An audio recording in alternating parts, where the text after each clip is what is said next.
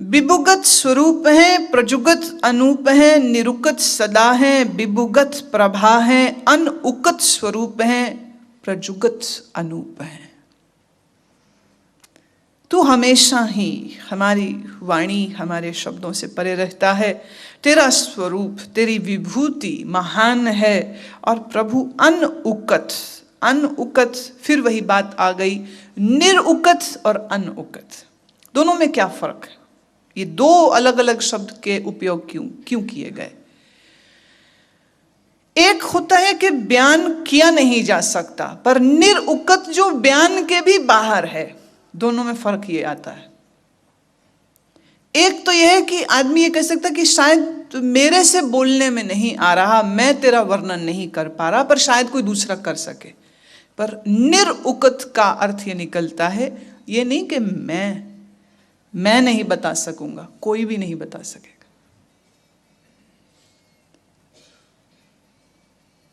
No one can explain, because you are beyond any explanation, because you are beyond the reach of mind. Abhang हैं, अनंग हैं, अभेक हैं, अलेख।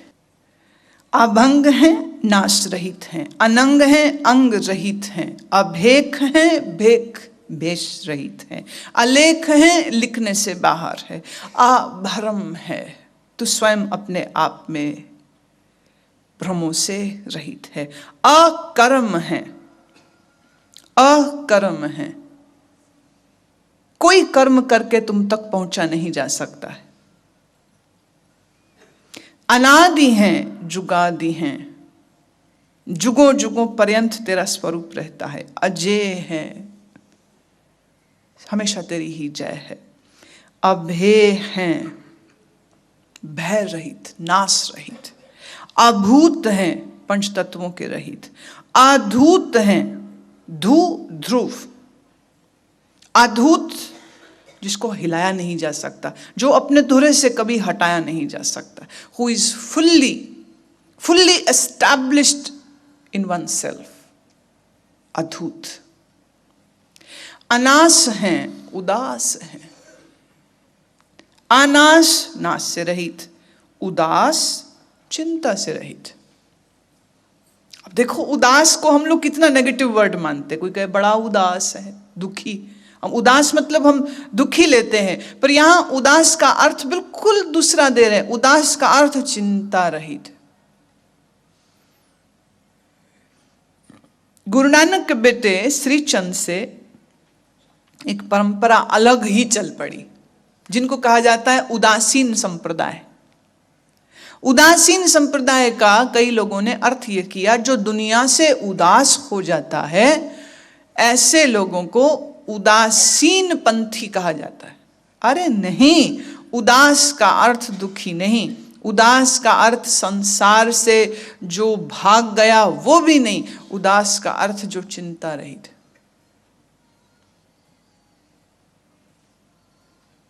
अब किसी दिन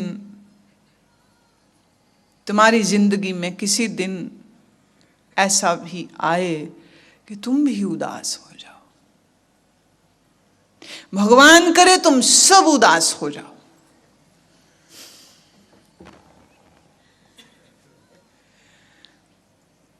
now it's a coded language, इसको हम कहते हैं कोडेड लैंग्वेज। उदास अर्थ चिंता रहित। हालांकि हमने हमेशा यही समझा कि उदास का अर्थ जो चिंताओं से भरा हुआ। परब्रह्म की उपमा गाते हुए वो कह रहे हैं कि तू उदास है, अनास है, उदास है, अधंध है, अबंध है। इतने धंधे तेरे चलते हैं, पर फिर भी तू सब धंधों से मुक्त है, करके भी कुछ नहीं करता, करके भी अकर्ता रहता है, अबंध है, बंधनों से मुक्त है, अभगत है, अभगत है। अब क्या मतलब हुआ इसका? तू भगत नहीं है ना, अभगत है। भगत अर्थ जुड़ना होता है, भगत अर्थ जुड़ना। परब्रह्म अभगत है, मतलब वो किसी से जुड़ा हुआ नहीं। आमतौर पे हम कहते हैं भगत, तो बड़ी अच्छी बात। कोई कहे तू बड़ा भगत है, हम बड़े खुश होंगे। कोई तुमको ये कह दे तू बड़ा अभगत है, तुम गुस्सा हो जाओगे, मुझे अभगत बोलता है, हम तो भगत है।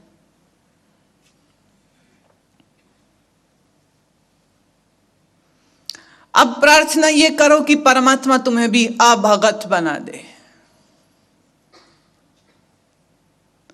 अनअटैच्ड।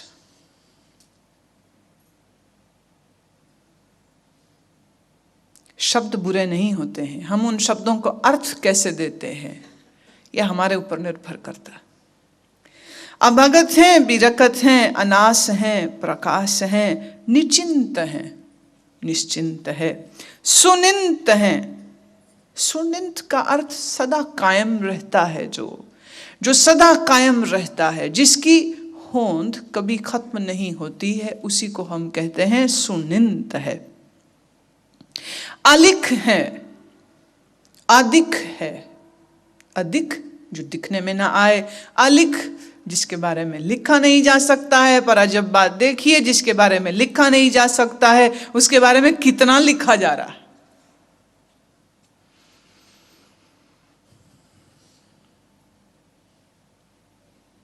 क्योंकि मैं तो रोज 15 से 16 पंक्तियां ही ले रही हूं। बाद में आप जाप साहब को अपने हाथ में लेके खुद पूरा पढ़िएगा, सारी उपमा है। तो जब खुद एक साथ पढ़ेंगे, क्योंकि अब तो समझ भी आ रही है, आई होप कि तुमको समझ आ रही है, उम्मीद करती हूं कि तुमको समझ आ रही है। और जब इसको पढ़ेंगे तो शब्द और शब्द और शब्द और शब्द और शब्द ही शब्द और शब्द ही शब्द आ रहे हैं उस परब्रह्म की स्तुति में, और पर फिर भी कही जा रहे हैं अलिख। हम कह रहे हैं इतना कुछ, पर फिर भी कह के तेरे बारे में कुछ कहा नहीं जा सकता है। अलेख हैं, अभेक हैं, अडाह हैं। अडाह मतलब टाना, मिटाना, नाश करना। तेरा स्वरूप कैसा है जिसको मिटाया नहीं जा सकता है। अगाह हैं, जिसका पारावार न पाया जा सकता हो। असंभ हैं, असंभ का अर्थ इनकम्प्रिहेंसिबल, मतलब जिसके बारे में हम अनुमान लगाना चाहें ना तो भी नहीं लगेगा। हमारे अनुमानों और हमारी कल्पनाओं से भी जो परे है। अगंभ है, अगंभ इनअसेसिबल। अजब बात है, जो इनअसेसिबल है, जो इनडिस्क्राइबेबल है, जो इनकम्प्रिहेंसिबल है, उसके बारे में पहली बार जब पता लगा तो कैसे लगा, और अगर पता लग गया तो उसको हम कैसे कह सकते हैं जो हमारी पहुंच से परे। ये रहस्य, यह अद्भुत रहस्य, यही तो धर्म को धर्म बनाता है। धर्म में रहस्यों को समझा नहीं जा सकता है। सच तो यह, तुम जितना समझने की कोशिश करोगे ना अपनी अक्ल से, तुम उतने अधिक उलझ जाओगे। That which cannot be known has to be known. It's an exact Zen cone. Zen masters के कौन से कम तो नहीं है ये। Zen masters यही तो कहते थे, Listen to the sound of one hand clap. एक हाथ से बजती ताली को सुनो। कैसे सुनो? एक हाथ की ताली। उसका ध्यान करो जिसका ध्यान नहीं किया जा सकता है। उसका वर्णन करो जो वर्णन अतीत है। अनिल है, अनादि है। अनिल दो अर्थ मैं देती हूं। एक, पंचभूतों से परे है, तो मतलब नील होता है अर्थ हवा। नील शब्द का अर्थ है हिंदी में हवा। अनिल है मतलब भूत, जो एलिमेंट है वाटर, तो उससे परे है। इसका दूसरा अर्थ यह भी आता है, हम सबको जो प्राण दे रहा है, जीने के लिए ये जो श्वास दे रहा है, वो तू ही। अनिल है, अनादि है, अनित्य है। अब यहां अनित का अर्थ आम तौर पे ये कर देते हैं, जो नित ना हो उसको कहते हैं अनित। नित कौन नहीं है? संसार कि परमात्मा। नित है परमात्मा, अनित है संसार। अब यहां कह रहे हैं अनित है, मतलब अरे अगर आत्मा वो है तो अनात्मा कोई और थोड़ा ना है, वो भी तो वही है। टीकाकार जिन लोगों ने भी जाप साहब के अर्थ किए हैं, उन्होंने अक्सर अनित शब्द का अर्थ कर दिया है असाधारण है, एक्स्ट्रा ऑर्डिनरी है, which logically is absolutely wrong. Extraordinary के लिए शब्द अचंभ है, अचंभा है, वो आ सकता है, अनित नहीं आ सकता है। फिर उनकी समझ से बाहर हो गई ना ये चीज कि परमात्मा नित्य है, ये तो जज्ब हो गई बात, ये तो हजम कर ली। पर कोई ये कहे परमात्मा अनित्य है, अब ये सब कुछ अगर बुद्धि से समझ आ जाता तो बात ही क्या थी।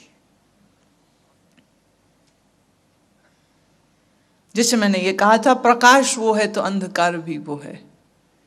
ऐसे ही आत्म और अनात्म का ये जो भेद है, ये तभी तक है जब तक तुम्हारी भेद बुद्धि है। जिस दिन ये भेद बुद्धि का नाश हो जाता है, उस दिन क्या आत्म क्या अनात्म सब वही है।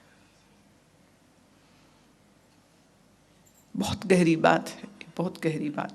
सुनित्य है जो सदा कायम रहे, अजात है, अजाद है।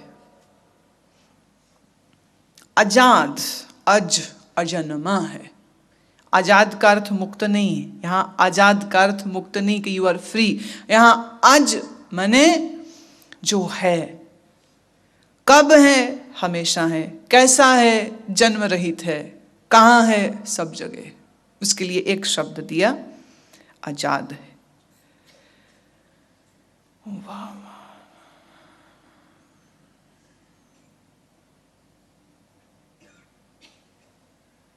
ये ज्ञान, ये पर ज्ञान, ये सत्य का ज्ञान, ये अद्भुत ज्ञान। इस ज्ञान की महिमा क्या कहें, इस ज्ञान की उपमा क्या कहें। और ये ज्ञान जिस शख्सियत से निकला, उस शख्सियत की भी उपमा क्या कहें। किस गहराई में उतर के, निर्विकल्पता के किस ठहराव में जाकर के पहले तो खुद अनुभव किया और फिर उस अनुभव को इतने खूबसूरत ढंग से प्रकट किया। जाप साहब को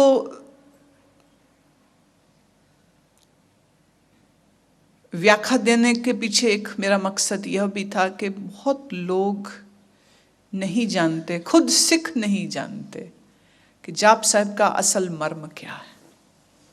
मुश्किल बाणी है, इसलिए बहुत से लोग पढ़ने का नेम तो करते हैं लेकिन समझते नहीं है। क्योंकि ये भी कभी कभी मैं कहती हूँ क्या दंड लगा है इनको, ये भी क्या पनिशमेंट मिल गई है इनको कि करना ही करना है, समझ आवे चाहे नहीं समझ आवे। समझने की कोशिश तो करो भाई, नीड टू अंडरस्टैंड इट। दूसरा, जाप साहब एक ऐसी रचना है जिसके ऊपर सिर्फ सिखों का अधिकार अगर हम बना देते हैं तो ये अन्याय होगा। इस अद्भुत उपनिषदिक ज्ञान के बारे में जानने और समझने का अधिकार सबका होना चाहिए। और चूंकि सब तरह के लोग मुझे सुन रहे हैं, इस कारण अब सब तरह के लोगों को, सब धर्म, सब कल्ट, सब संप्रदाय के लोगों को इस अनोखे ईश्वरीय सत्शास्त्र का ज्ञान होगा और उसका वो रस माने। सीमित नहीं रहना चाहिए, खुशबुओं को हमेशा फैलते रहना चाहिए, खुशबुओं को कैद नहीं करना चाहिए। लोग छोटे दिल छोटे दिमाग के हैं, वो हर चीज को तंग दिली से देखते हैं, तंग नजरी से देखते हैं। और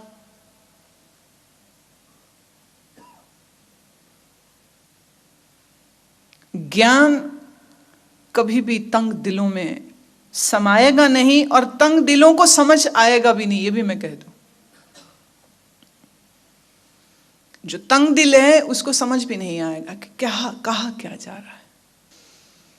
ज्ञान और गुरु दोनों संयुक्त हैं, और ज्ञान और गुरु दोनों के इस अंतरंग अभेद को अगर आप समझें तो ये जानो कि इस वाणी को, इस ज्ञान को समझते समझते तुम गुरु को समझ रहे हो।